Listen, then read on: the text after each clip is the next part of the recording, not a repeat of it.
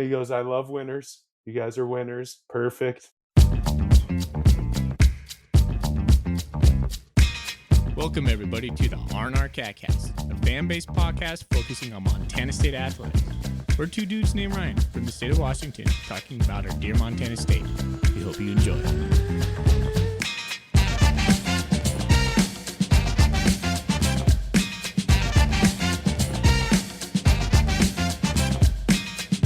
All right, welcome back, Bobcat fans. Thanks for joining us on another episode of the R&R CatCast. One of your hosts, Ryan Foley. I got Zach Levere and special guest Paul Brott with us here today. No Thorny, maybe comes on, maybe he doesn't. He's a little bit busy right now, so we're hoping, fingers crossed, he comes in. We want to give a shout out to the Bobcat Quarterback Club. This season, the R&R CatCast is brought to you by the Bobcat Quarterback Club. The BQC has been supporting Bobcat football since 2000, helping the program build into the perennial FCS and the reigning national champions. If you want to see Montana State run it back, and who wouldn't? Now is the time to step it up. The financial support is necessary to keep the Cats on top of the mountain, and we need your support. To simplify your support options, the Bobcat Collective has now joined with the BQC, making the Bobcat Quarterback Club your primary way to support Bobcat football and its student athletes. Your tax-deductible donations directly support MSU football and will help pave the way for another national title. With the BQC membership starting at just $600 a year and another epic season on tap, there's never been a better time to take your fan experience to the next level. Go to msubqc.org to learn more and join the BQC today. Mention the R&R. All right, we did it. We're here. Got Paul on the microphone. It's working. Zach's here. This is the youngest episode in the history of the R&R, I'm pretty sure. Yeah, couple hurdles to get on, but we got it. Yeah, got it done. Well, welcome, man. Thanks for joining us, Paul. Yeah, thanks for having me. I always loved listening to your guys' show. It was nice. I mean, walking to class or sometimes sitting in class. It was always fun listening, so I enjoyed it. No, appreciate the listen. I'm going to try not to call you Mitch or Wilson tonight, but if I do slip up, I apologize. Okay. Yeah, that's awesome. You know him. Yeah, that's sweet. Just curious, like, how many guys on the team actually listened to our show? Or was there any time that it was like, oh, those guys are completely wrong or off on their opinion, or just curious? I think a fair amount of the guys listened to the show. I mean, nobody really said you guys were off or wrong. There's a few things I can't even remember. I think there was one time it was like, might have been Thorny was like, that's what NFL D lineman looks like. And he was talking about Alec. And I was like, yeah, I can't blame him, dude. I've had to stand by him for the past 2 years. So that's the one that was cracking me and him up. Yeah. I would wear, as a senior at MSU, I would wear my R&R sweatshirt. And I think I had somebody on the team scream across Montana Hall, "Cat gassed" at me once. Oh, that's awesome. It turned my head. But we always wondered, I was like, how many people do like actually listen to this, especially on the team? And like, I'm curious, like some of the things we say on here, I go to class next time, I'm like, I wonder if somebody like thinks I'm just a total idiot for that. But Anyway, glad to have you, man. Awesome to have somebody on the team, a national champion on the podcast too. The first national champion we've had on the podcast. That's sweet. Sounds good. I'll give a shout out to Gary Black, who's Zach's dad. And about a month ago, he messaged me, texted me. He's like, hey, maybe you should get Paul on to preview the defense when you guys do your rundown. And I was like, hey, that's a good idea. So tip a cap to you, Gary. So that's how this was all born. Have you ever met him? He's a man. Yeah, I've met Gary. Zach Black, he's one of my really good friends. So I've met Gary. He's a great dude. Zach's mom is awesome too. Yeah. Great family. Yeah. She listens. All right, cool. All right, well, a little bit of a rundown for what we got going on today. We're going to get into what's in our Golden Coolies here in a moment. And then as advertised, we're going to talk about the defense, the 2026 defense. So we'll go D-line, linebackers, cornerbacks, safeties. And then we got a bunch of Golden Coolie questions for Paul. I mean, if we have a guest on, we got to talk to him about his experience at Montana State. So we'll pick his brain on a couple of things and fan-submitted questions. And I think that's all we got. First, let's talk about what's in our Golden Coolies. All righty.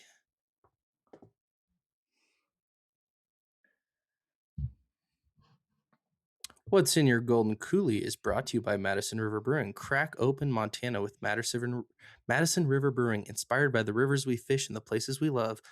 Our beers are brewed for adventure, for friends, and for stories worth telling. Find Madison River Brewing wherever great beer is sold, or come straight to the source in our tap room on Frontage Road in Belgrade. Madison River Brewing, the Montana beer. All right, I will take the place of Thorny tonight. I have a Texas classic that I saw in the Town and Country today.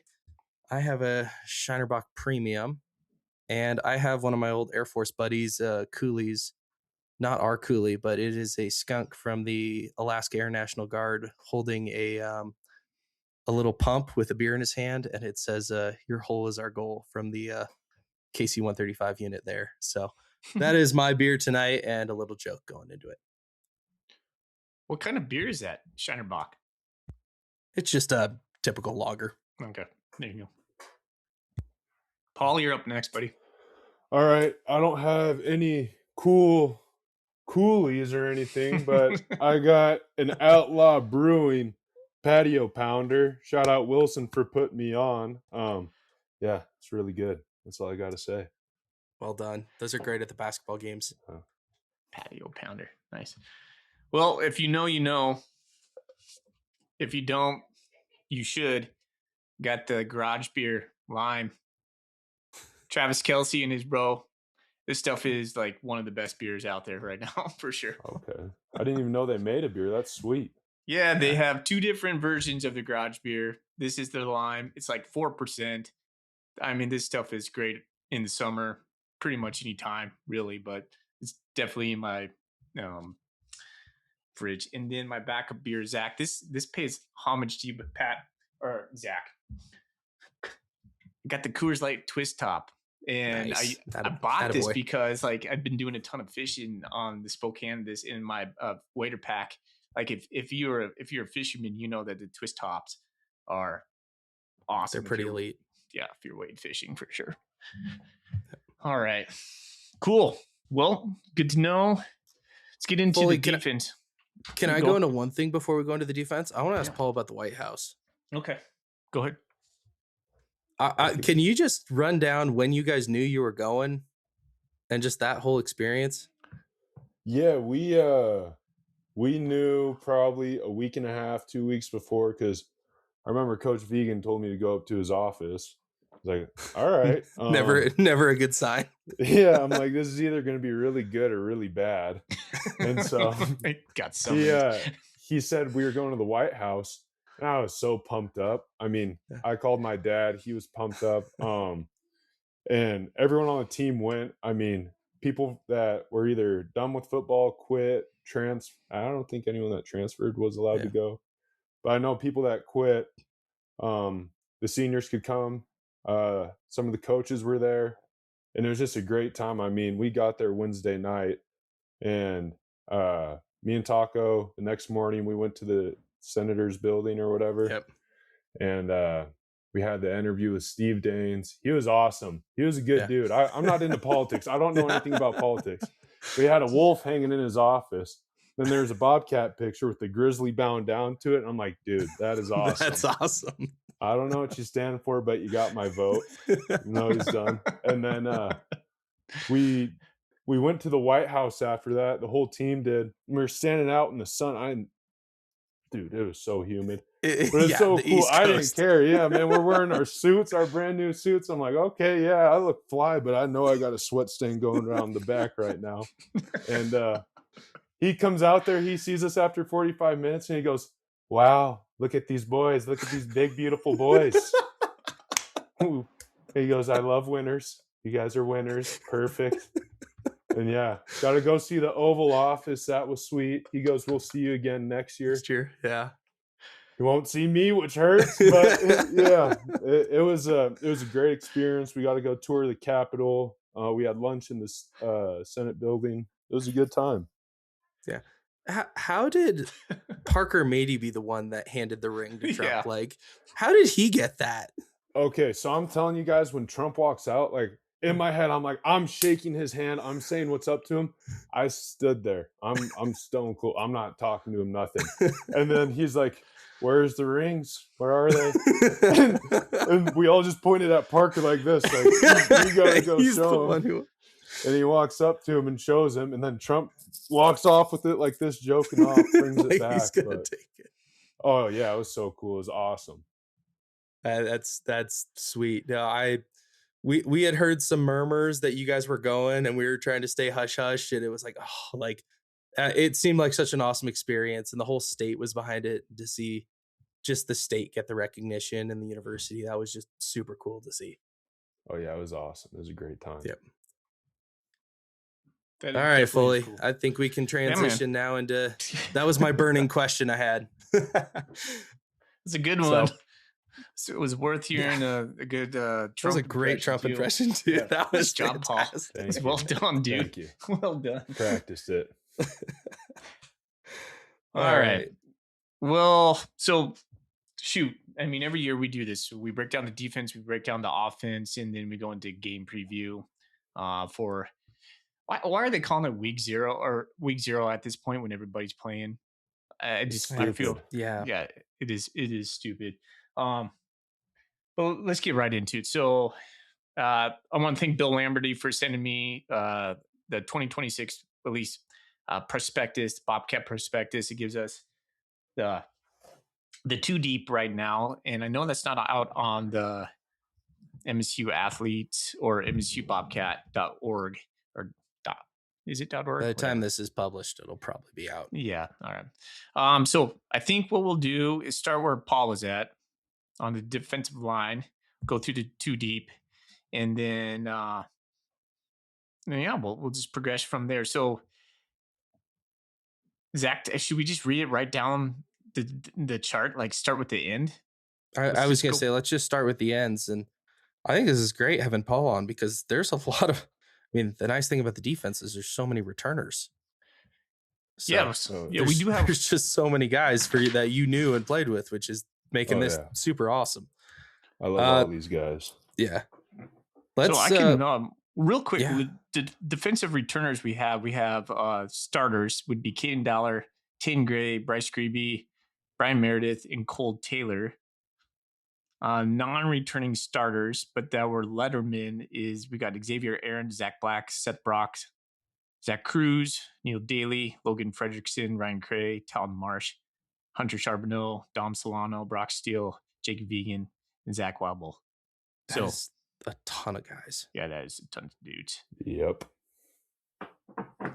And then we have some returning squad members. So we got Ryan Bowles at linebacker, defensive tackle, AJ Tenupo, Jaron Perkins, who is, I think, a senior. Is that right there, Paul? Yeah. And then Hudson Wines, who is a guy I'm interested in getting your take on. And then Josh Woodbury at linebacker. So those are returning guys that we got. Let's start off with the defensive end.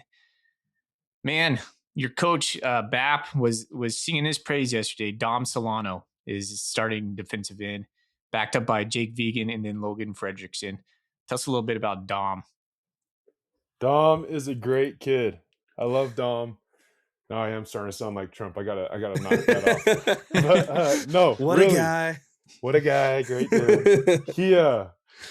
He's very smart. I mean, at first we were like, does this kid just not care? Because he would get yelled at and he would just be able to take and be like, oh yeah, yes sir. We're like, what, dude? Like, do you care? But he really does. He like pours himself into the game. He's super smart, and he has an instinct where the football is at. He just doesn't play super technical. He knows where the ball is going to be, and he's not scared to make plays. And I've been giving him crap because he hates getting compliments. I'm like, dude, when you're a senior, you're going to be the defensive player of the year, first team All-American. Like, you're that guy, and he has a chance to do that this year as well.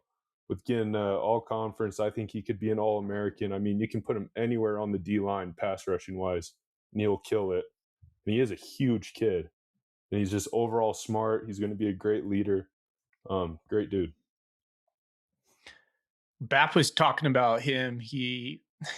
I might be misquoting him, so if this gets back to Coach Baptiste, I apologize. But I thought I heard him say, everybody's going to be talking about Zach Cruz, but he goes, Dom Solano might actually be a better pass rusher. Do you believe that? Compared to Zach Cruz? Just put him in a Both tough of spot. these guys, man, I'm going to see him tomorrow. They're both different. I think Dom, he has more tools in his bag. Like, he'll throw more moves, but Cruz is deadly with a couple that most people can't stop. Cruz is a freak of nature, his build. But Dom, I think he has a deeper bag. Okay, cool. Can you tell us what Jake Vegan has to do this year in his final year to kind of get more playing time? And Yeah, I think the Zach dynamic he's had to go through as being the coach's kid. Oh, can you say that again, Zach? You froze up a little bit. Oh, sorry. Can you just go through Jake Vegan, what he has to do more to get on the field? I mean, he's played quite a bit in late games, but I just want to know, how has he balanced the dynamic of being the coach's kid, but also what he has done to get more playing time into his senior year? I mean, we don't even see him as a coach's kid. I mean, you can try giving him crap about it, but he laughs even harder when we make a joke. Like, he's one of the funniest guys, one of the best dudes I know. And the way he gets on the field, I mean, he may not look like Zach Cruz or Dom Solano, but he's so freaking smart. I mean, he's going to know what to do in every situation and on everywhere on the field. If you know all 4 spots and you want to rush on those like Cheetah, he knows all those. And that's how he keeps working his way on the field. He works at his technique, makes sure it's flawless, and he knows his job. Help me out there real quick. Now, when we're talking about like the Russians versus just the defensive ends, is one like boundary, one field? You know what? I've been trying to figure that out for the past 5 years. Okay. And the funny thing is they'll just switch. And like, sometimes I was supposed to line up by Kenny most of the year, and then he's on the other side of me, and they're just telling each other to stay. So I don't think it matters anymore. Okay. I think it's more like Cheetah. I think the rush or the end drops more in Cheetah, I'm pretty sure. Okay. Yeah. So you were out on Cheetah. You didn't get a play when Cheetah package came in, correct? They made one call for Dom. We would go like this. Yeah. Because that's what Coach Howe would do for him. And I'd play a 1 and he'd play a 3. But that's all I got. Other than that, I was out on Cheetah. Because I was always a fan of, I loved the Cheetah package. And where I sat up high in the press box, I'd look at my dad and you'd see it come on the field like on a big third down, like, oh, Cheetah package just come in. And just, it seems so effective. And it's no offense to the interior defensive lineman on there, but when you guys needed it on third downs, that Cheetah package just seemed to work so much and became like a staple of our defense almost. Oh, yeah. When you hear those bells or whatever, they start playing. Yeah. Okay, here's the thing. When I'm fresh, when me and Alec are fresh, we're pissed. Like, how come we never get a rush? And then when it's 2 minutes in the fourth quarter and they're running on the field, I'm like, thank God, man. And no, yeah, it's so cool seeing those guys. Like, Kenny's a freaking... They can't block him. You'll go to like 2 feet tall, and you got some fat 6'7" dude, and he's like, it's like Tom and Jerry out there. Yeah. It's so much fun to watch. That's awesome. Well, then let's bump over to the rush then. So let's talk about. I mean, Zach Cruz is going to finally get a start as a senior. Seth Brock is a dude that I've been high on coming out of Boise. That guy's going to wreck shop. I think he's super twitchy, at least from my standpoint. And then we got Blaine Downing coming in behind him. But I mean, we got to start with Zach Cruz, who's getting some preseason accolades, and then he was on the freak list today, wasn't he? Was he on the freak list? Yeah, that's he awesome. made the top. He made the top 100. So I think he was in the 60s, but he made the freak list today. Oh God, I hope. Yeah, he's insane to watch. He just cleaned like 375. Jeez. I have a good story about that when the podcast ends. Yeah, he should do every interview without his front tooth, by the way. That's what I'm saying. Yeah. He'd rake in good NIL with that. Yes. Print the t-shirts now. Yeah, the Ice Dogs need to have him as a sponsor or something like that. Yes. It's sweet. Actually, so we went past nose, but I want to talk about nose because I want to talk about Talon Marsh. And before we get into nose in your position, hold on. We're not going to talk about the rush, or we're not going to talk about Seth Brock and Blaine Downing and Zach Cruz a little bit. We can some more. You just skip past them too. So well, yeah. I wanted the bookends of the defensive line. That's why I wanted his take on the rush guys. Okay, so Cruz, I mean, I saw him come in when he was just a string bean. He's like 215, and I'm like, eat some food, man. You're gonna get blown over by the wind. Again, all these guys, man, they're great people. Our D line room, I think it's the closest group on the team. We're all very, very good friends. And Zach, I mean, he put in the work. He tries really hard. He gets super frustrated when he's not doing the right thing, when he's messing up, which is good and bad. The coaches would have to tell him to calm down. That's how much he cares. But now he's 245. I was at practice on Saturday, hanging around with the D line, trying to help coach a little bit. And he looks like the Terminator. Like that dude could chase down a Jaguar right now and kill it. I mean, he's shredded. He has his arm brace on, all taped up, and then he has a black visor. And I'm like, oh gosh, bro, you're about to kill people this year. I'm like, yeah, no tooth this year, man. You're playing dirty. And so he's a beast. He's gonna lead that D line, I think. And I'm super happy for the guy. I mean, he's put in everything that he's earned, and I think he's gonna have a great season. I mean, the block field goal he had at Montana where he Insane. like levitated. Yeah, double jumped. Yeah. Yeah. Was pretty that sweet. Mario mushroom got up there. The slow motion that Skyline Sports put out with that, I was like, how did he stay in the air for as long as he did? It's a freak. Just incredible. Yeah. All right, and Foley. then Yeah, you want to go on to Seth Brock? Yeah, let's go, yeah, Seth. I do. Yeah. I want your take on that, dude, because I'm pretty high on him. I want your take on him. Seth Brock is someone, when he gets the defense down, he is going to be phenomenal. He reminds me of Dom a little bit, but he's physical like Zach. So I think he's best of both worlds.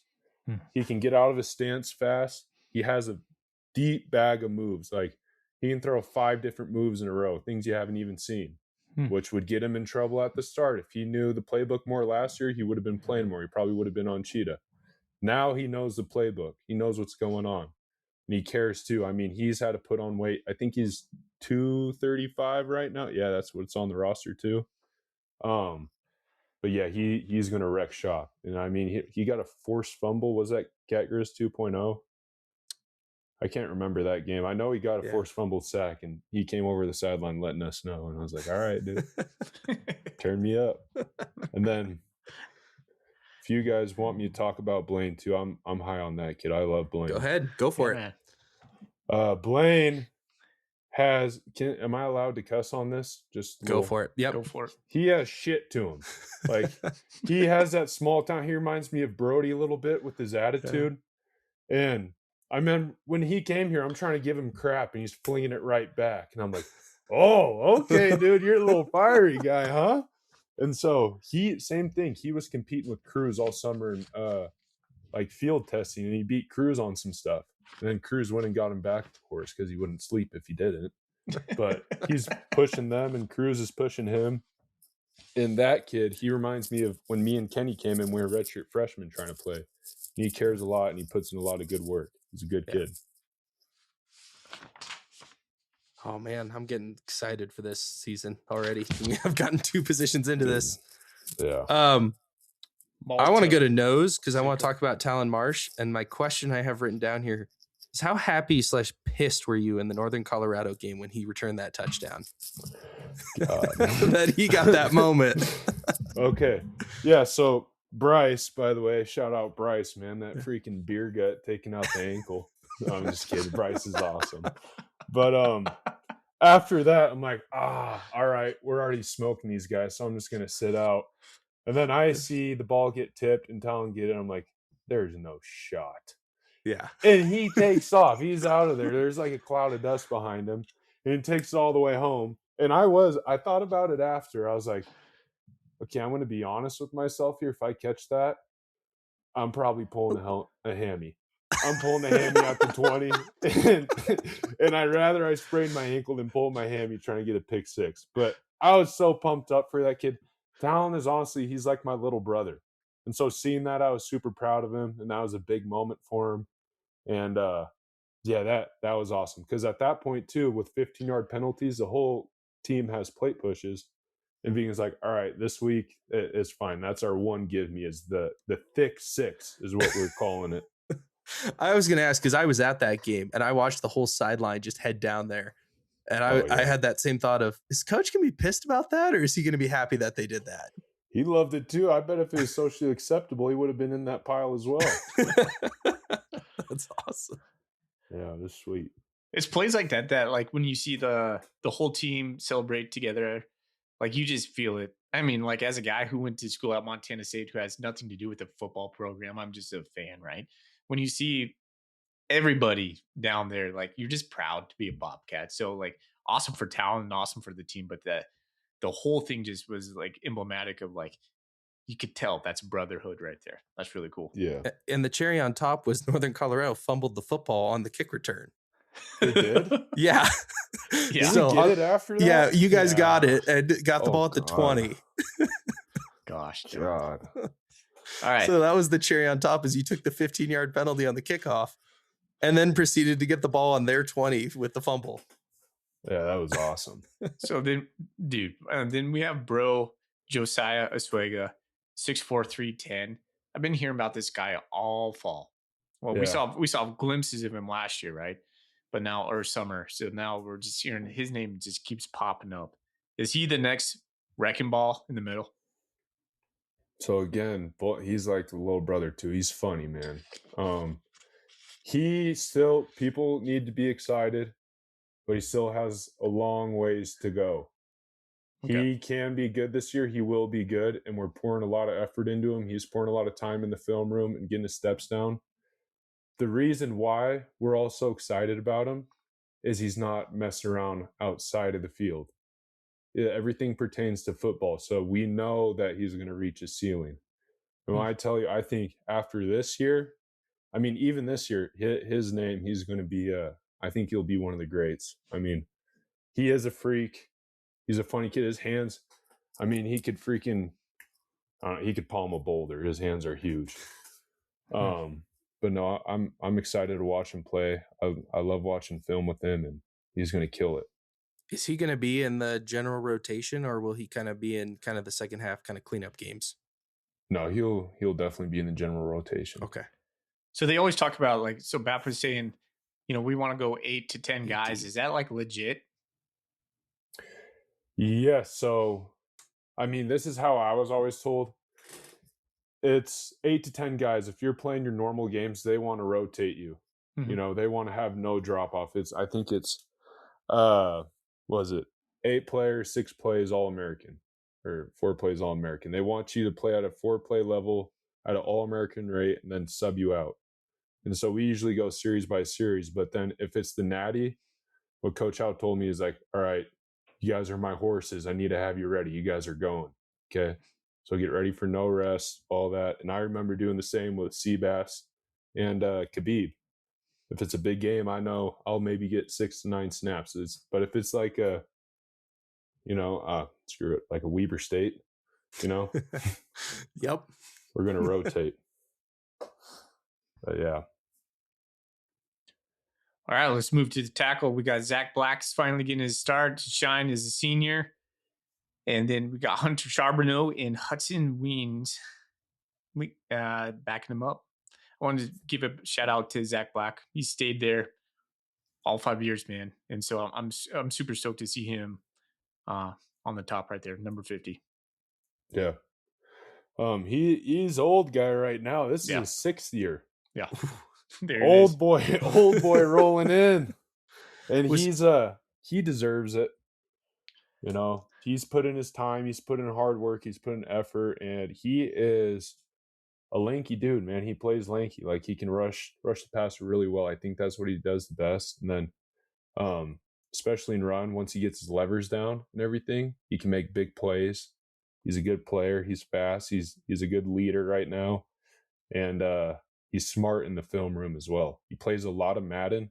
Like I couldn't tell you what cover 2 is, but he knows exactly what's going on behind us every play. Oh, Yeah. Was he recruited by Choate? Yeah, me and him were same class. Is he the last guy on the team that was recruited by Choate, or? No, so it should be Neil, Titan, and I think Zach. I think those are the 3 right there. Okay. Gosh, that seems like a long Yeah, time he ago. does have long Caden lever. and Taco too. Yeah. I think they might have got offered by Choate. They did, and then Choate left, and then Vegan, recruited Kept it him on the going. back end and kept him coming in, so that's pretty cool. So behind Zach, we got Hunter Charbonneau and Hudson Wines. We know a little bit about Hunter. I was interested in your take on Hudson because coming out of Bozeman, he was really highly recruited, highly touted kind of dude. He's a junior now, or no, redshirt sophomore, excuse me. So it's like at one point, like you just kind of need to see some stuff on the field. Do you think he's going to be a dude? I think Hunter can be whatever he wants to be. So when Hunter decides not to be in his head and to play fast and to make plays, he is a great player. When he gets in his head, that's when he fumbles. But right now, he has a great mentality, and I think he's going to be a dude.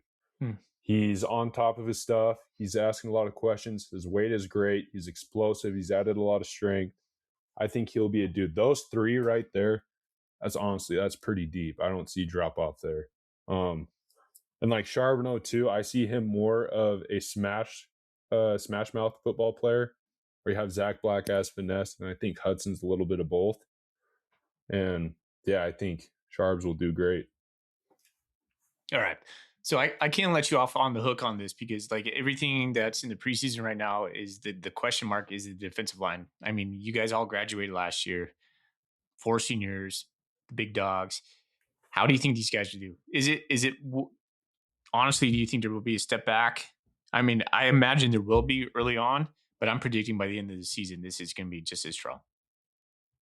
I think, me gather my thoughts here. Okay, I know they will do good. Every year, Coach Howe and Coach Bapp, especially, they're like, all right, you guys need to meet the standard. I remember when Seabass left.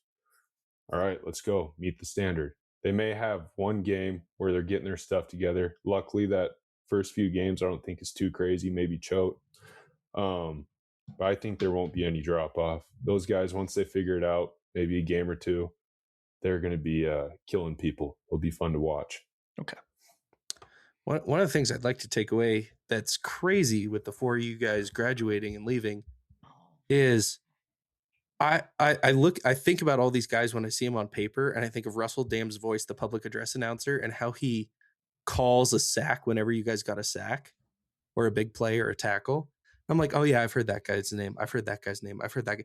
And it's crazy to see like our 4 seniors, our 4 starters left, but there's still so many guys who got meaningful snaps last year and made big plays still on the team. And that's what's really exciting to hear. Yeah, I mean, when you blow those teams out, that's where you get your playing time. Like, honestly, as crazy as it sounds, that's where I started getting my playing time is, all right, we're beating these guys by 30. Paul, go mess up and learn.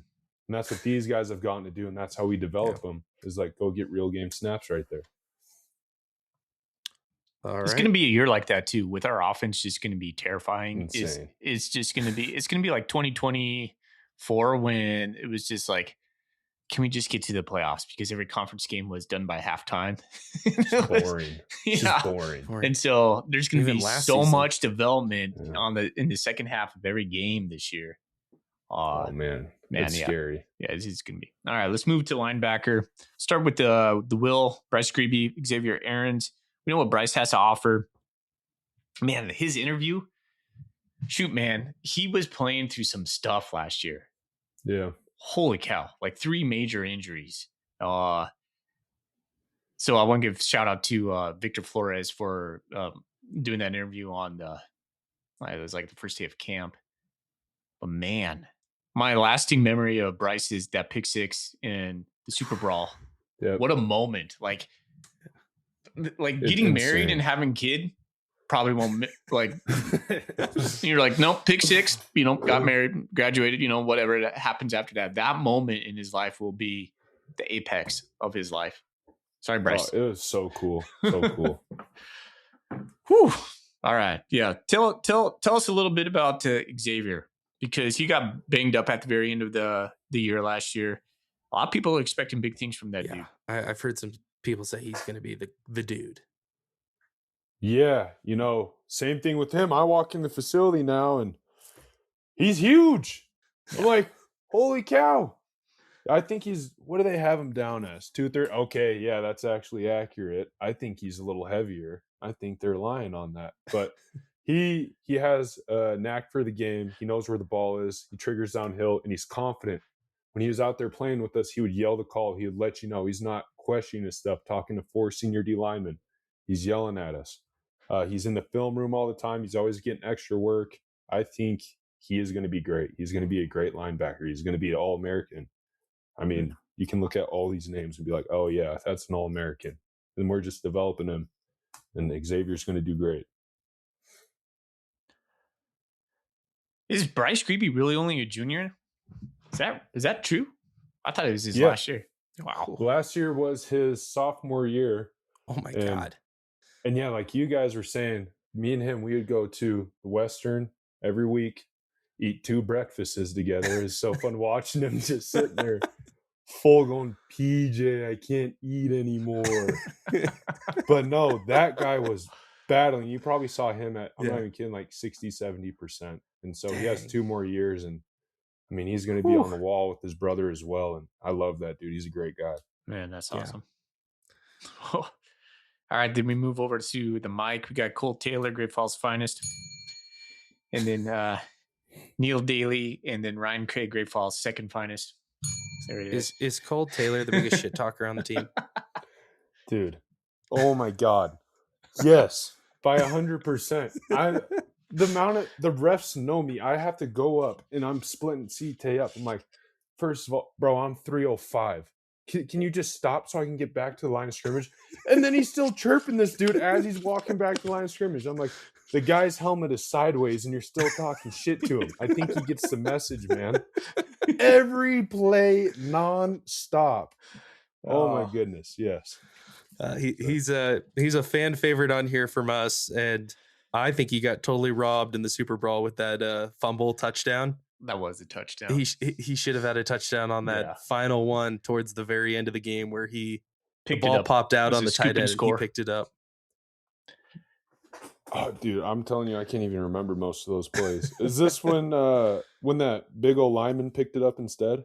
No, this was towards the end of the game. It was the touchdown they called back. They said it was an incomplete pass. It was on Montana's final drive of the game. It should have been a touchdown. He ran it all the way back, but they called it incomplete. I'm fumbling on who made the hit too. It was a great hit. Yeah. Yeah. Anyways. Probably Taden. Yeah. Sounds right. Yeah. Anyways, so Paul, I'm from Great Falls. I'm a Seymour kid. So every time I get to mention Cole Taylor, I call him the Great Falls finest. And then we play a game with Coach Gregorak. And every week we give him a code word. A code word to say on his broadcast with a bin up in scripts, and he plays along with us. So we've given him like albatross and what else? Whammy. Whammy was no, one. He does whammy all the time. Blackjack was one we did last year. But he did Great Falls finest for us. So yeah, it's awesome. It's a little game we play with him. That is sweet. Well, we tried to get Vegan to play with us because when we break down his interview, his Monday morning press conferences that he'd do, he would Foley would do a fashion review on his suits because he's so big into wearing his suits. Yeah. And we wanted him to wear a pocket square for years, but he's never that. done. Yeah, we've been begging him and he's never done it. And so hopefully maybe this year he does it, but we've always wanted, we got word that Coach Ty would be willing to help us out. And so I think for the brawl at Montana, he wore a pocket square for us. Yeah, he did. Which was awesome. Ty Gregorak did? Yeah, he wore a pocket square. Oh, that's sweet. That's sweet. Brawl. So hear him say albatross on the broadcast was awesome. It was the Cal Poly game. Yeah, it was the Cal Poly game. He goes, I took a walk on the beach and saw a pelican and an albatross. Holy cow. Coach Ty is the man. He's so cool. He is. All right. Anything you want to say on Neil Daly? I mean, he's a senior. There it is. Yeah. I mean, he's smart too. He's an engineer right now, and now he's thinking about going to go be a lawyer. So Ooh, he's yeah. smart. He knows the game. He's confident. The biggest thing with being a linebacker, you have to communicate well back there, and Neil does a really good job of it. He's fast, lanky, makes plays. Yeah. He actually, me and Hunter Parsons lived with him last year. And another thing he's really good at is smoking stuff on the Traeger. So shout out Oh, Neil. hell yeah. Yeah, let's go. I will eat half that smoked chicken, dog. He's a beast. Same with Craig. Craig is actually my roommate right now too. We live with him. Another Great And, Falls boy. Did you know Neil in high school? yeah, he went to West High his last 2 years. Yeah. So we played sports together. Yeah, there you go. Couple West boys. All right. Let's talk. What do you want to go to next? Let's talk nickel because they're kind of like a linebacker hybrid. So Tatum Gray, man, getting preseason accolades. How cool is that for that dude? So awesome. He deserves it. Like the guys I think about who are fearless, like hitting, Tatum's like one of those dudes. Yeah. Yeah. And he just gets I've seen so him taking pumped. souls. Yeah. He's taking souls out there, and it makes everyone really pumped up. And I'm really scared for the other team when Tatum's angry. Yeah. When he gets in the backfield and closes down that gap and just blows that dude up and just comes up, slits the throat. Yes. Yep. Love it. Put that in my veins. I was rewatching a couple of our games from last season, getting ready in the Weber and the UNC games, and I know those teams were terrible, but the true mark of terrible quarterbacks is when they throw hospital passes like that, and the cornerbacks and the nickels are just eating their lunches. And there were so many. I was like, oh, like yeah, you like just. Do those guys they got to just live for those moments when they see that ball in the air and be like, oh, you're not gonna get up from this hit. Oh, they love it. That's like a Christmas present to them when they see that pass, man. Those guys, they love blood. They love seeing people in pain. So he's a killer, man. And then JJ Dolan coming back from injury. Yeah, he is. He's a good player. He's smart. He's savvy. He makes a lot of big plays. He's fun to talk to. Coach Howe has a bunch of jokes with him as well. He's a good player. Speaking of which, you mentioned Coach Howe a couple of times. I'm just going to ask it to you. Like, what do you think about the switch over back to daily? Is that pretty good? Kind of seamless? Yeah, it's great. I mean, I think all those guys have played for him, minus a couple of those younger guys. But daily, I think their coaching style is a little different, like the way they call plays. It also could have been personnel. I think Howe is more, we're running this. We're smash mouth football. Okay, we're not going to bring too much heat, but when we do, it's going to hit home. Daily, man, he's like a wizard. He has some insane plays. So I think they coach. Their coaching style is a little different, but they're both very, very good coaches and very personable. So it's a seamless switch. Coaches always talk about like playing fast, being able to just kind of not think and just go out there and roll. Is that kind of similar between both those dudes? Yeah. So last year our mantra was swarm. Yeah. And this year it's swarm for him again. Yeah. So it's go play fast, go get to the ball. When someone makes a big play, you'd see Howe, and now you see Daly sprinting, gonna go give him a high five and just play fast, go make plays, man. Let your name be known. One of my favorite things about Coach Daly was shit, man. So it was Vegan's first year. We were at Sam Houston State, and ESPN didn't know who Coach Vegan was, and so they kept going either to who's our I thought it was Daly. It was House Rider Daly. Yeah, House Rider Daly. They had no idea on the broadcast who Vegan was, so they kept flipping between Vegan. They're like Coach Vegan, and they're showing Taylor House Right, or I thought it was Coach Daly. It was like that's awesome. It was before we got big time. They had no idea. They had no idea, and by the second half, somebody said something because they finally got it right. Got it down. That's awesome. Yeah. Oh, that's great. All right. So nickel. I love the nickel position. I feel like Takakata put that on the map for Montana State. I mean, we had good nickels before that, but what I like about the nickel position is just, man, it highlights dudes who are just nasty. And like when Yeah. I think about our defense, like I always talk about it with the boys here on the podcast. Like I want our defense just to be nasty. I don't want like a bunch of nice guys out there being good sportsmen. I want like a whole bunch of Cold Taylors who are just trash talking, gonna like rip your head off and then take your sister out for a date, right? Yes. And so when I see Tatum Gray out there just doing his deal and whatnot, Oh like I my think gosh. like that's a perfect embodiment of what the nickel does for me. And I just love it, man. I just love being like a nasty defense. And you probably remember, like, go back to like Coach Ash, right? Like he had like we always joke he had like the niceness of like Mother Teresa. You know, you're like, oh shit, Beat the man, Grizz. we just need to be. Yeah, he couldn't beat the Grizz, all right. So like, and then you bring in Yeah. Joe, and Joe was like, well, we'll lose to Idaho State, but we'll beat the Grizz. And then Yeah. now it's like come full like with vegan and everybody we have. It's just like it's this beautiful blend of being able to execute, stay in the moment, but just also just have like, don't fuck with us. Like we're gonna mess you up. And I like that about our Yes. defense. Yes. It's he teaches us a lot of mindfulness stuff and a lot of mental games. But if you've heard Vegan talk, when he gets that Yep. sharpness in his voice, he starts saying, "We're gonna kick their ass." I'm like, "Yes, sir. Yes, sir. Yes, sir. But we're gonna do it respectfully." Yep. Yep. What I'm was like, it? "Oh, It was the brawl in 22 when you guys had him down bad at halftime. I think it's the first time everybody really saw it. Vegan, like, he goes, "We got the knife in him and we're going to twist it now. We're going to twist the knife." oh And I yeah." think He that, says that. yeah, that scene was, I mean, that was the first time, like, publicly, like, the fans are like, oh, he can get fiery behind the scenes. Like, Yeah. I love it. When he gets yeah. pumped up, the whole team starts getting fired up and we get ready to roll. But when he said that, man, we're also pumped up. And Yeah. he still says it to this day. He's like, Yeah.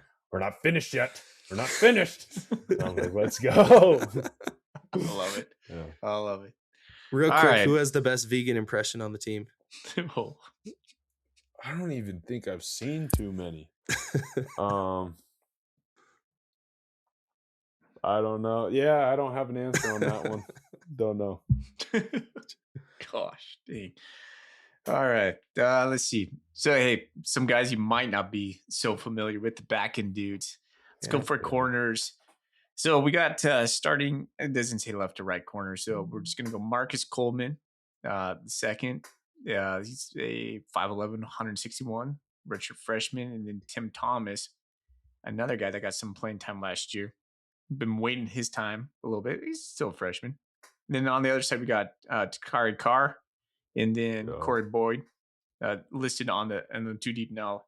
And this is not mentioning Alec Wills, who we brought in from Penn. And yeah, so that's what we have right now for a corner. I know it's some question marks with those guys right now, given who we lost last year, right? Yeah. Yeah, 3 guys to the portal. I can say those guys are all very athletic and they want to go hit. Marcus Coleman makes very athletic plays. Tim Thomas is awesome too. We're locker neighbors. I love messing with it. Every day he was trying to take me down, man. Trying to wrestle. So he's nasty too. And his hands, man, he's going to get a lot of picks. I'm calling that. Tim's going to have a lot of picks. He doesn't drop anything. Takari, I mean, I've seen that guy grow up to where he's on the team and people are like, "What are you doing, man? You got to get together." It's now being a leader and representing our team. I'm very proud of him. I'm proud of who he's become as a man. Corey Boyd. Sorry, had to do that. 6 foot. Yeah, that dude, he's a beast too. He's funny to be around and he hits people huge, fast. All those guys are super fast. So I don't think there's going to be drop off. They kind of remind me of the group last year, honestly. So Yeah. people were worried about them being young. These guys are young. So yeah. I think the hallmark of the guys last year was their ability to go hit, because like the narrative in the Big Sky is like you can get like drop down guys who are going to be good coverage guys, but they're not willing to put their nose in the play and hit, and that's what Montana State had, which made us unique. And so that's what I'm looking forward to seeing these guys. If they're getting coached up the same way, you know, being physical, being able to cover. I know Coach Staley was talking about it yesterday. He's like, "Hey, we're going to run some cover zero." And we ran a lot of zone, and now we're going to run some cover zero on, and so that's going to put some responsibilities on these guys' plate. I'm looking forward to see how they respond to that. But yeah, they'll respond great.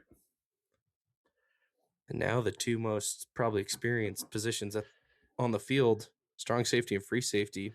Caden Dowler, number 41 this year, taking your number. Yeah, man, he's going to wear it better. He's going to wear it better. Caden, great guy. He's one of my really good friends. I mean, we grew up in Billings. We were always playing sports against each other. I remember seeing him shoot hoops at the halftime of West High games with Taco. They're throwing up half quarters and making them, and people are cheering him on. They've always just been good at stuff like that. But he's a great leader. And something that separates him from everyone else, I think, is how much time he spends with his mind, where he's reading or he's doing meditation and getting his mind right for games. Like, I think that's what takes him over the top. And his work ethic too, man. I mean, for how many injuries and serious surgeries he's had, you can go ask our PT guy and ask Coach Heron who our hardest worker is. They'll say Caden Dollar every time. If you see him right now from where he looked last year, he looks like an albino silverback gorilla. I mean, he was freaked out. He'd always flex his arm. He's like, dude, I lost all my muscle. And then I would come in like 2 months later. I'm like, he's like, look at this now.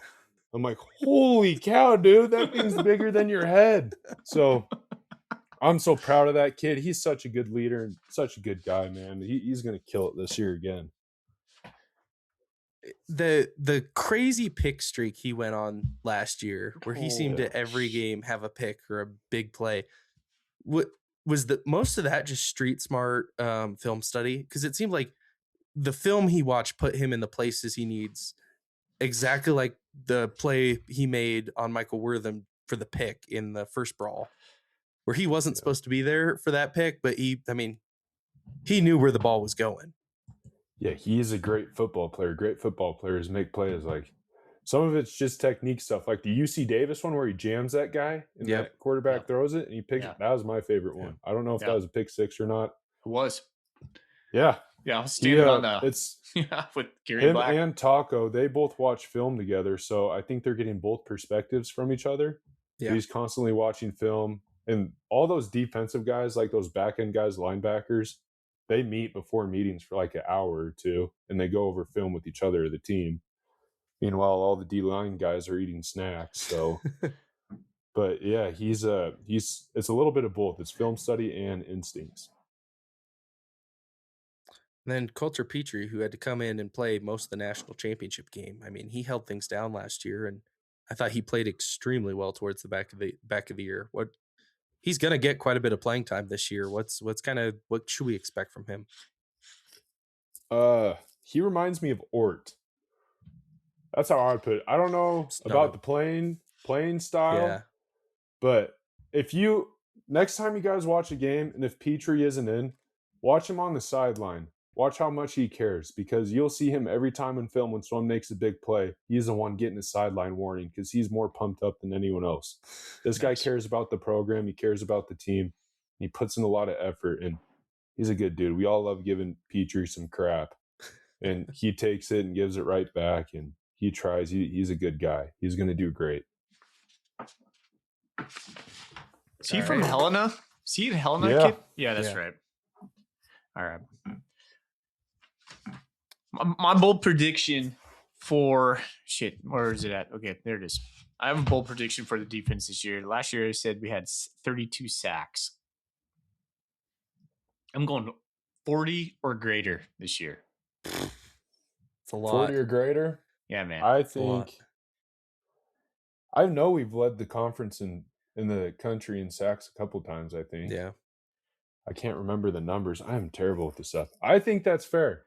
I think it's fair. You know what? Yeah, give that to them, because they'll hear this and they'll be like, all right, that's our goal now. So 40. They heard this. Now they're going for it.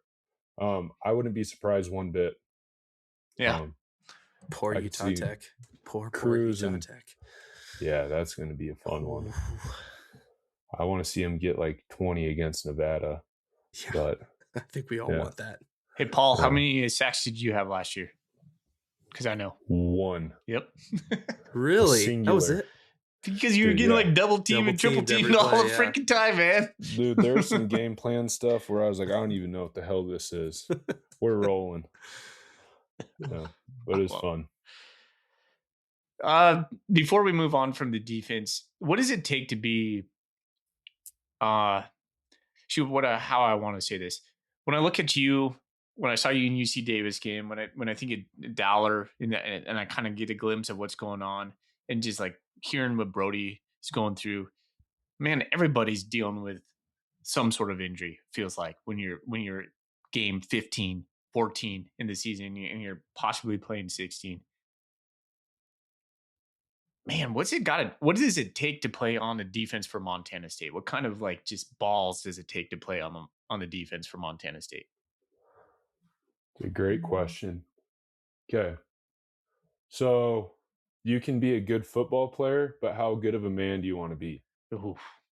Yeah. Hit me with it, brother.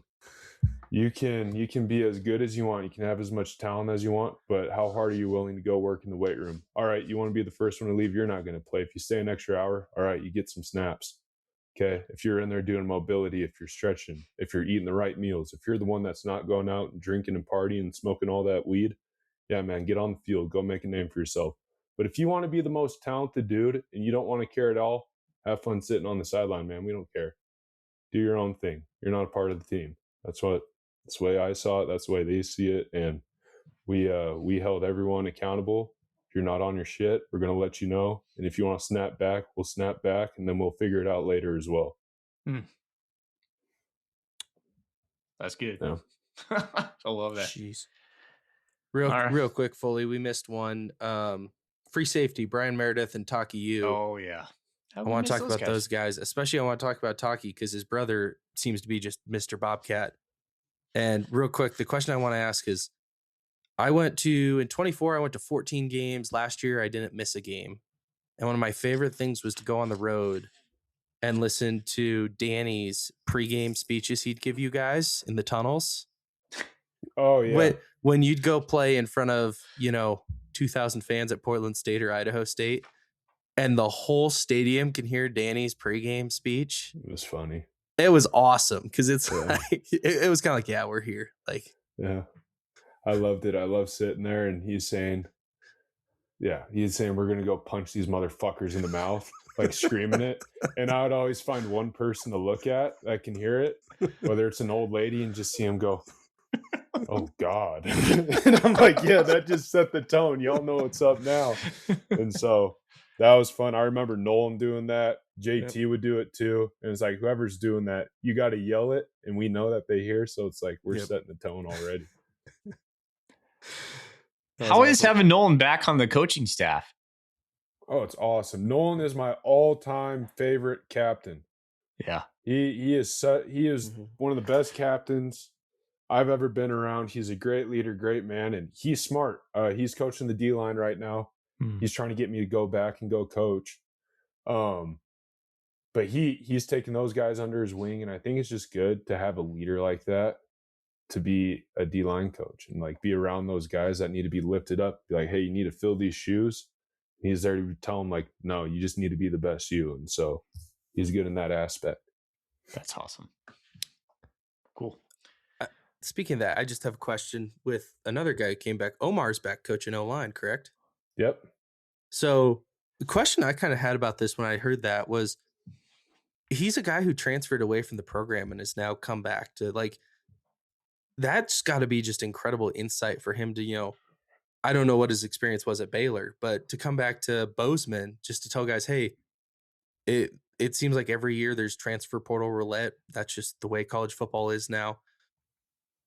What is it like to have a guy who willingly left and is now back coaching to try to probably talk to the guys and tell them, hey, what it's like? Maybe the grass isn't always greener on the other side, or what that experience was.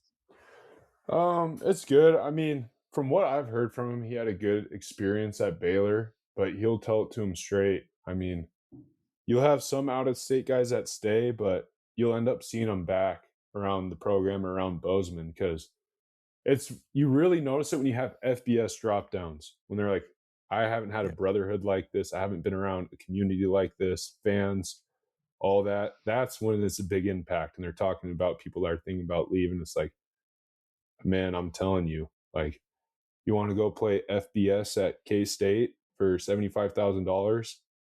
All right, have fun with that fan base and leaving this community. Yeah. But it's cool having him back. He's very knowledgeable. He'll teach him some meanness, some aggressive. You guys remember watching Omar? He's trying to finish everyone. He doesn't care what's going on. That's awesome. Yeah.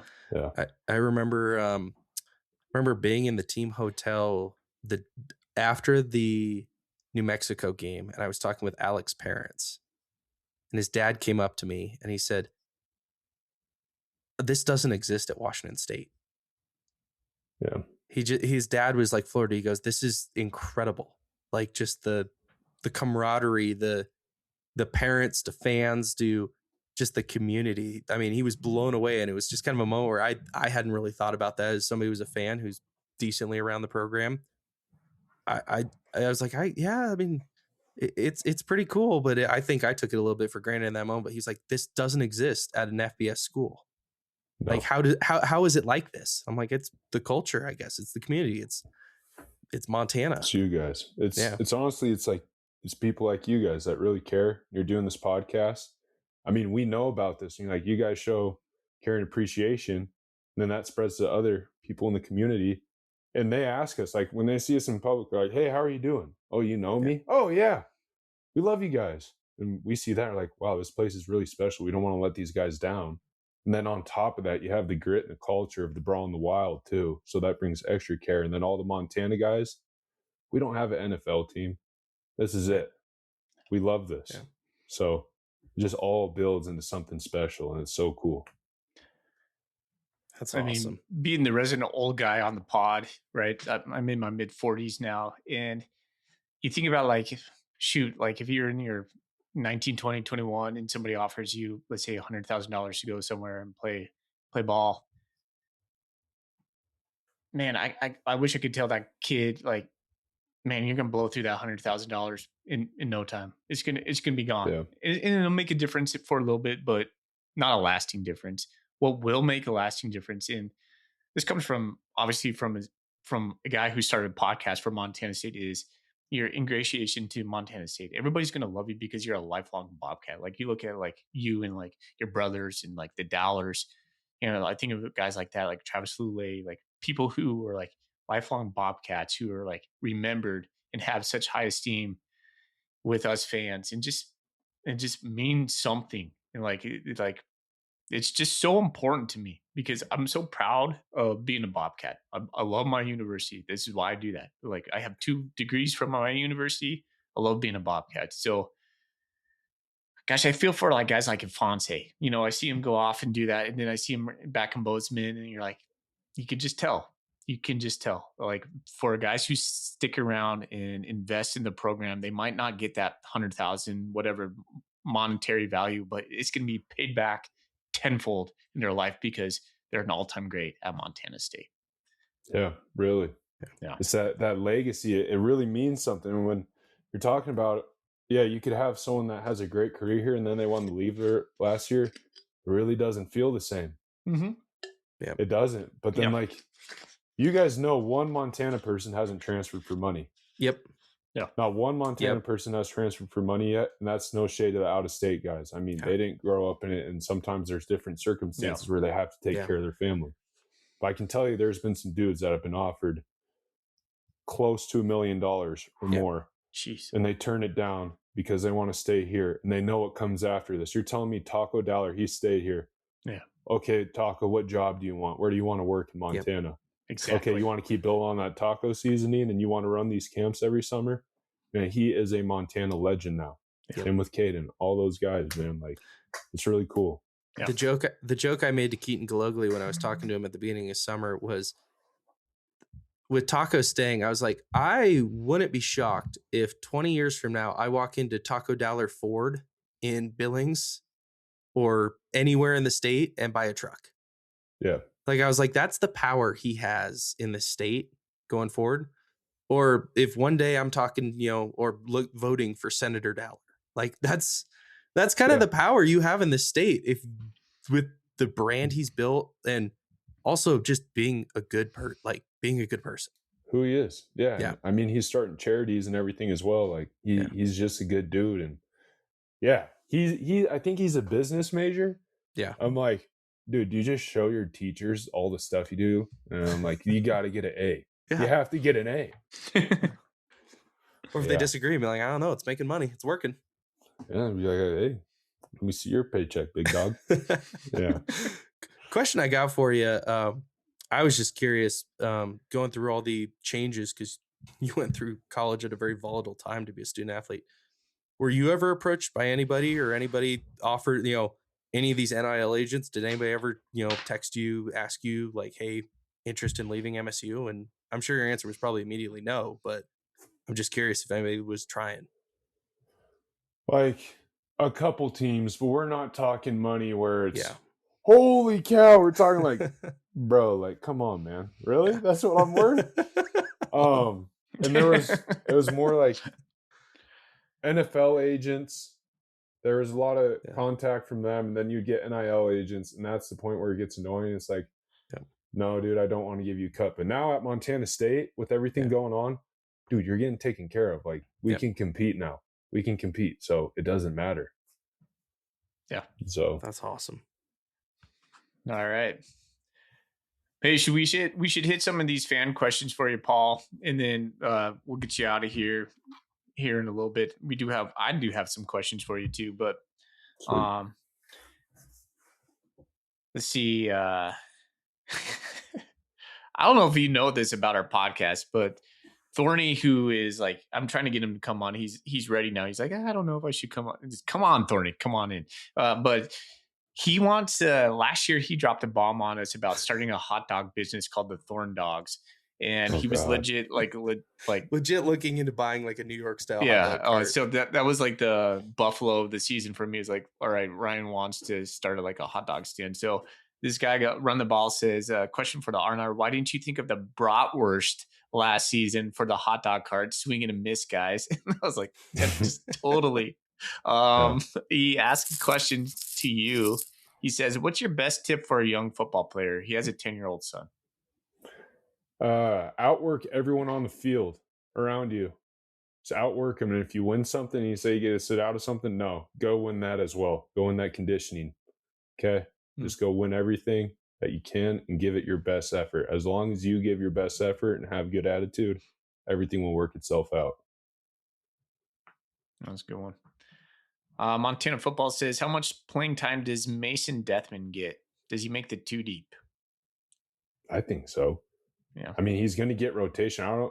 That's the thing. When we say 2 deep, really our 2s and 3s, they can swap. I definitely think he's going to be playing this year. He's putting in a lot of work. He's gaining size. So I think so. Is he strong safety?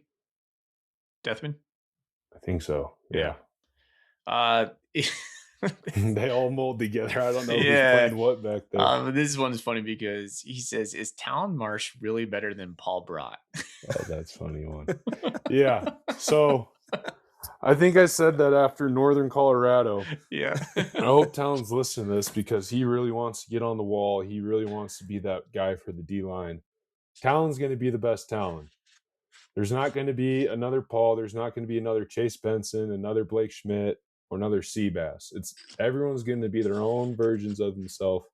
And I guarantee you, Talon is going to be the best Talon he can become. Like, that dude is driven mad right now. He's trying to make his life miserable because he feels like it's easy. And it's stupid things too. I'm like, so like, what are you doing? Well, I wake up and I microwave water and I drink it super hot. I'm like, that is just dumb, dude. Like, take a cold shower. He does that. He's gonna hear that and be mad, but it seems like that. Like, he'll go do 50 push-ups in the morning. Right when he wakes up, he'll eat clean everything. He won't let himself slack.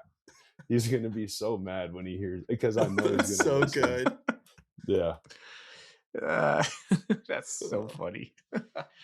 All right. That's a good one. Let's run down to another question from Montana football. It's a couple football questions. We talked a little bit by Josiah Suega. He's going to be a dude. You already mentioned him. Sounds like his act is together. And not that I know anything about him. Is what you mentioned. Fully, I got 2 on Twitter if you need a moment. No, I'm good, man. I'm just trying to process this a little bit. What's your projection for the linebackers this year? Like you're saying, talk a lot of shit and smack people. Yeah. I think they're going to it's going to be a very deep group, and they're going to be trouble for everyone. Yeah. Have you seen the Barstool Sports t-shirt that says 4 quarters of fuck you football? Like, that's how I feel about our, like, yeah. That's how I feel about our linebackers right now. I remember Ort would wear that before every game. He'd wear it around the hotel. Does not shock me knowing him. No, yeah. Yeah, that's how they play. By the way, like guys like Ort and JJ Dolan who have Grizz lineage who are now Bobcats. I love that. It's awesome. I love that. Okay, that actually, real quick, Fully, that leads me into a question I have here starred. The Grizz Slayer jacket. How did that come to be? How did that come to be? I think my brothers told me some dude just brought it in. He had it, and now it gets passed on to a Montana senior each year. Yeah. I remember Ort had it for me because I was like, dude, I want that. He's like, oh, yeah, I'm giving it to you. And we're holding the trophy, and I see Ort looking down at me. Paul, here you go. Handing it to me like it's Thor's hammer. I'm like, turn me up. And so my mom, she saw the letter, and it kept falling off because we were all at our bar. There's a picture of Burke Mastel wearing that with no shirt, roaming around the bars, which is awesome. And no, we just got it embroidered so the letters won't fall off. It's all huge. Yeah, and I told my mom, no wash in the Grizz Slayer jacket. It stays dirty. That's the one rule. Stays dirty. Stays dirty. Soaked in vim. Do you have a person you know it's going to? You don't have to say it, but do you know who it's going to this year? I got a few in mind. It's going to be whoever plays the best that game. Okay. Good to know. Last question from Bobcat Nation says, for Brott, what's your favorite moment in the playoff run? Favorite moment in the playoff run? Honestly, can I just say all of it? Because my favorite moment is, there was a couple games where it was a little boring. We blew out SFA, didn't we? Or did they come back? Yeah, you guys did. Yale was close. Yeah. SFA was a curb stomping by halftime. Yale was so much fun. Yale was one of the funnest games I've ever played in. But it was so stressful as a fan. That was a stressful one. I knew we were going to win. Those bastards. Pitzenberger was the dude, man, though. Like, and you were coming off of, you were pretty banged up at that time, too. Oh, yeah. I'll tell you guys about my ankle if you want to hear about it. But that dude was a beast. He was a great running back. And they had a great game plan. They would spread us out. So it's me, Alec, and sometimes I'd look back and there wouldn't even be a linebacker in the box. I'm like, oh, shit. This is going to be rough. And you want to talk about Ivy League. Those guys talk more shit than anyone else. I'm like, would you guys just shut the fuck up, please? I'm just smiling at them like, yeah, I'm whooping your ass. Okay, pardon my... No, they got me too. They got Julius pretty dang good, it seemed like. Yeah, they got Julius. Yeah. But I think my favorite part is how there was a bunch of close games and everything was a scrap. And like, it was an entertaining playoff run. It wasn't an easy one. My favorite part about that season last year was the adversity that we faced. I loved it. Yeah. When Money came on at the 2-minute of the Super Brawl, how did that feel? When they played Dixieland Delight and then Money came on and the whole stadium is just partying. How did that feel? It was awesome. You know, it's a good season when you're sick of hearing Money. Yeah. Yeah. But I'm like, I'm walking around in disbelief, and not really disbelief, just like, wow, yeah, we're doing it. Yeah. We're doing it. And at that point I was like, we sealed the deal. And I thought of my favorite moment for the playoffs. It was Illinois State when I forced that fumble and then that O-lineman picked it up. But me and Alec, we were talking about that was the most fun we ever had playing football, even though we scored. So we were dog tired and we were lining up, and it was like, who wants it more? And we were knocking those boys back a solid 5 yards. And that was by far most fun I've ever had playing football in my whole career. And that was Alex as well. It was so much fun. That was such a crazy game. Yeah, that's about all I remember, to be honest. So a question I wrote down on my little steno pad was like, was it a better experience in the Super Brawl or the Natty? And I think you just kind of showed your hand there a little bit, but yeah, the Natty. The Super Brawl, that was fun as well. I felt like the Grizz, they had more punch in the first game, because going into that one, my ankle was nothing. I couldn't even walk that week. And they knew that. We're out there for the handshake, and that guard or tackle goes, "How's that Twardall feeling?" I'm like, brother, it's feeling. That game was fun, but the way I was looking at that game is like, I didn't care who it was. I really didn't care as the Grizz, as crazy as that sounds. Now it's cool looking back on it. But definitely the Natty, that game, oh my God, that was so much fun. Like, you want those games that are just so close and like you don't know who's going to win. It's just everything's on the line. Those are the games you want to be on, not a 50-point blowout. That shit's boring. I want, you want a challenge. So the Natty, then that was sweet. Nice, man. Zach, you got any other questions? I got the Twitter questions. First one is better food options, Frisco or Nashville, from Nick Deal. Okay, this one's funny. You guys probably, I don't know if you listened to that interview where I was talking about DoorDash. Yes. Yeah, me and Khabib and Frisco, we oh God, that was terrible, man. We finished our birria tacos, if that's how you pronounce it, and as we're finishing them, we order more. And then we ordered some dessert. I would say Frisco, because I didn't even order food in Nashville where we were staying in our hotel. I was lost. It was a huge hotel. There's a river in it in the town. Yeah, it's a massive place. Yeah, so surprisingly I didn't order anything, and I actually played good. So maybe I should have been doing that more often. All right, the other one I have is from DeMikes, Brock, Oswego, Marsh, Cruz, Black. Who are the sleepers at defensive end and defensive tackle behind those five? Who are the sleepers? We kind of have everyone at D tackle hand shown right now. I mean, I just met a Gavin Walden, who's a freshman. He seems good. My boy Jaron Perkins, I live with him too. Yep. He's gonna come out. At DN, I think Logan Fredrickson. I don't know if he's been talked about enough. He's waited his turn as well. He's come back from an ACL surgery. He looks good right now. And then, Blaine Downing. I mean, dude, I cannot wait. You guys, I'm telling you, in like 2 years here, you're going to be like, man, Blaine Downing is that guy. Yeah. But yeah, that's a good one. All right. Final question I had was your favorite place to play in the conference outside Bobcat Stadium? Oh, Grizzly Stadium. Washington Stadium, is that it? Yeah. Washington Grizzly. That is the best place to play. I mean, I remember I was hobbling, chasing down a yacht, and I clicked his heels together. And he threw I remember that bounds. play. Yeah. And that's right after Cruz blocks that kick. Yep. And I'm giving him one of these, man. I'm not even kidding you. I didn't practice for the last 2 months of the season. And I'm on the sideline, and I make eye contact with this girl, and she looks at me and she goes, "Paul Brott, you're fat."